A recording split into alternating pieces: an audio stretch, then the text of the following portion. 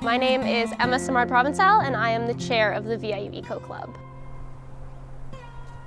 My name's Jeremy Stacey and I am the vice chair at the Eco Club and I co-founded it with Emma.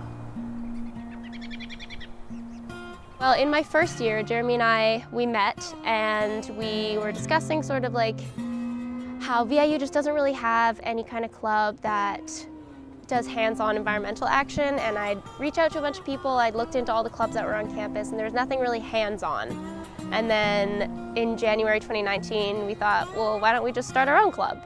And so that's what we did. Truly everlasting. That's a nice, they look very pretty in the spring when they start coming up, the little silvery shoots there. And more daffodils. The Eco Club right now, one of our big projects is on campus above Building 370. There's this grassy slope and we're doing a Gerry Oak Ecosystem restoration project. Emma and I were kind of interested in doing some sort of restoration on campus when we started, and it didn't really get going. We talked to one biology prof, Carolyn, and she was too busy at the time. And then just starting last year, she approached us and said, hey, I've got this great spot where I think we could do a Gerry Oak restoration. It used to just be non-natives and invasives and just kind of like grass on that slope, and now we're turning into this beautiful Gerry Oak meadow, and it's a really rare ecosystem. It's very important for Indigenous peoples. That's sort of like our big project right now, and we've got a smaller plot along the stairs just down from Building 370, sort of beside Building 360. That's just right behind me here. So a Gerry Oak ecosystem, it's actually really interesting because it's not really a natural ecosystem. It was something that Indigenous people kind of created. They were almost farming bulbs, and so they would keep these areas open and stop other trees and stuff from coming in.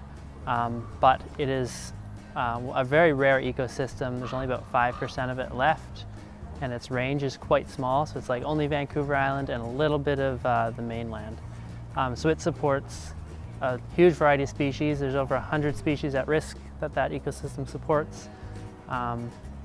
And the main kind of component is the Gerry Oak trees, which is in the name.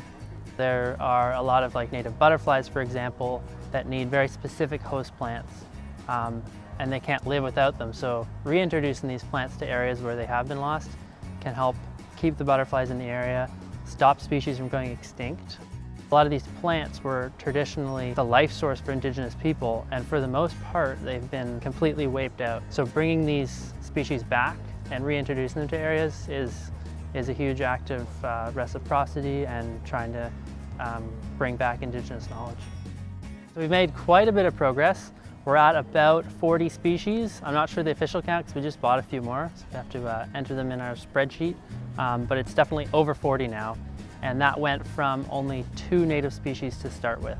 This project, we need volunteers, we need people to plant the plants.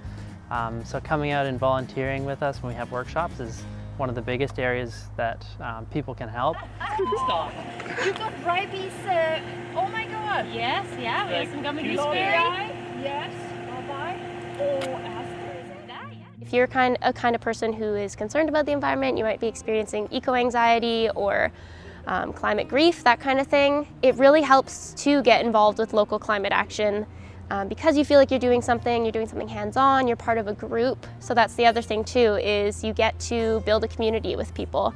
You're meeting a lot of like-minded individuals and you're all trying to make a difference together.